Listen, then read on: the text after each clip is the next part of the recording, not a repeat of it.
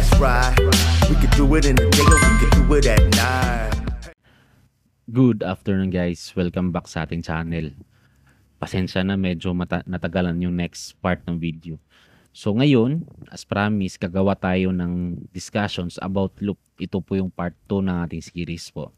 So for this episode, gagawa muna tayo ng shapes using loops. So sabi ko sa previous video, gagawa tayo ng while loop, for loop, saka do while. So siguro unahin mo natin yung for loop kasi yun ang medyo madali. So sa ngayon, ang first talaga na ginagawa ko po sa console, pag meron tayong gagawin, mga projects namin, is gagawa muna ako ng pattern. Kahit anong project po, pattern, ito po yung pinakamainam talaga. So gagawa ako ng pattern para malaman ko kung anong drawing natin. So siguro gagawa tayo ng triangle na shape. Yung one side lang para hindi masyadong mahirap. Mas madali na itong maintindihan. So ito, ayun, mali pala. 3, 4, siguro hanggang 5 lang. Yun. Siguro, tapos lagyan natin ng space, up. Ng space. Lagyan natin siya ng space. Sa pagsimula ko pa lang nito, ito medyo mahirap talaga eh. Pero pag nakuha mo muna yung logic, hindi naman po talaga mahirap. So ito, meron na tayong pattern. Ito yung pattern na gagawin natin. So before tayo mag-start, gagawa muna tayo ng counting, ilang rows saka columns. So pinakamadali nito, lagyan natin siya ng number. So, dito sa kabila, sa rows, gawa tayo ng number 2, 3, 4, 5. 5 columns na pala. 3, 4, 5. Yun. 1.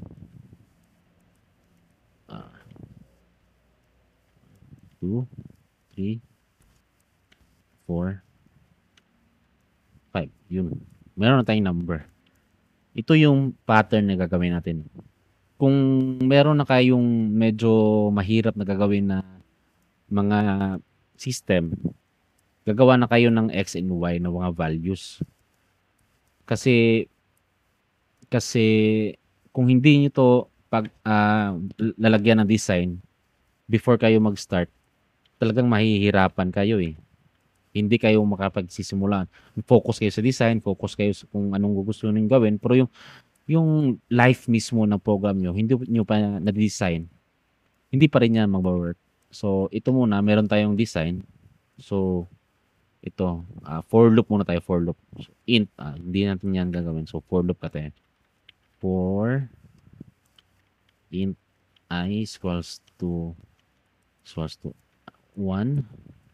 I is greater equals to 5. May suggestion na siya. Oh. Ito talagang maganda pag yung IDE mo is latest na. Kasi itong kanina, pinapractice ko na ito kanina eh.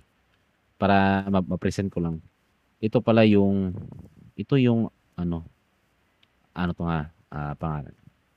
Outer loop. Outer loop yan. Ito yung outer loop. So, gagawa tayo ng dalawang 4 muna para dito sa rows. Yan. Para yan dito. So, para maintindihan nyo, nag-declare ako ng I is equals to 1 kasi yung pinaka-top natin is 1 na agad eh. 1. Tapos, yung I is lesser than equal to 5. Kung true ang lalabas niyan, papasok siya ulit dito sa another loop na gagawin natin. So, ito, int x is equals to 1. Same logic lang. Madali lang talaga yung lesser than equal pa rin. Yung I natin. Yung for loop. Basta hindi lang kayo malito. Pag nalito na kayo, magiging nested yan. Saka, di nyo na alam kung saan kayo nagkakamali. So, meron tayong inner loop. Ito yung inner loop. Yun. Alam niya na, oh. Inner loop. Console.writeLine.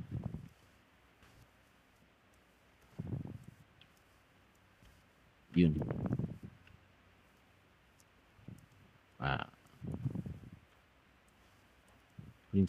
Print star. Yun, print star. Saka console writeLine tayo para mag next line C. So ito, titingnan natin siya dito. Magdi-debug tayo. Para makita natin yung working ba yung ano natin. So ito, i-explain ko sa inyo yung dineclare natin na I. Kasi pwede din tayong gumawa ng ano dito eh. Gumawa ng int I is equals to 1. Yun. Pwede din yan eh. Pero dito, mas mabilis to eh.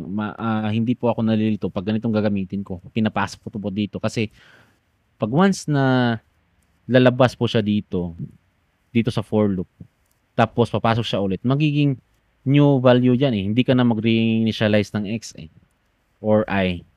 Para makikita nyo po doon, pag papasok na pa siya dito sa second loop niya na x. So, i-explain po dyan. So, int I is equals to z1. Tapos, meron pa tayong isang condition dito. Pasok sa isang condition, lesser than equal to I. Yung I natin dito is equals to 1. Kung lesser than equal, kasi equal pa siya eh. X is equals to 1. Kasi kung makikita nyo, ang 1 is pasok pa rin dito. Ito yung 1. Ito yung 1. 1 star lang yung gagawin natin dyan. So, okay na. Plus. Yun. Tapos, yun. Console writeLine. Sa natin, accept lang din. Ano siya?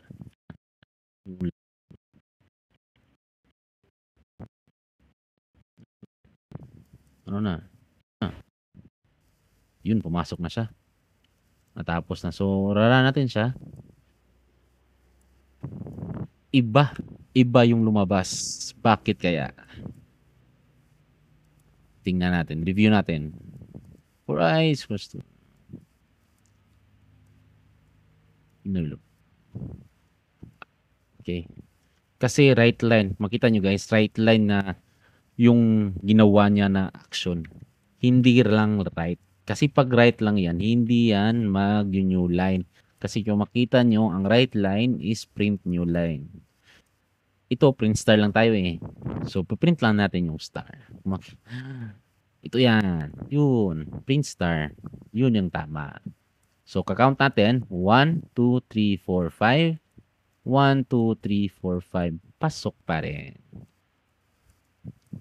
Yan. Yan yung for loop.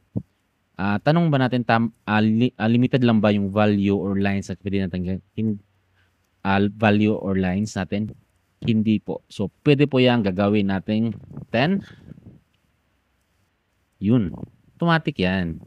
Kasi meron tayong ginawang condition dyan eh. Na ito lang yung inuna natin na pattern. Pwede na yung 100. Yun. Daming-dami na. Hindi na makita sa screen.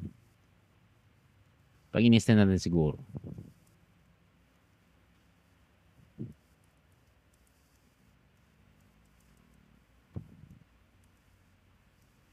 Hindi na makita sa screen this one. Exaggerated na yun. So, mga 20 lang siguro. 20 lines. Yun. 20 lines lang guys. Nawaw mali tayo. Okay. So, sa susunod, gagawa tayo ng while before tayo papasok ng do while. So, kung gusto niyo malaman yung paano gawin yung while, so, popost ko rin itong video. Saka, like and follow na lang po. Subscribe na lang po tayo sa ating channel para meron tayong gagawing project susunod. Malalaman nyo agad.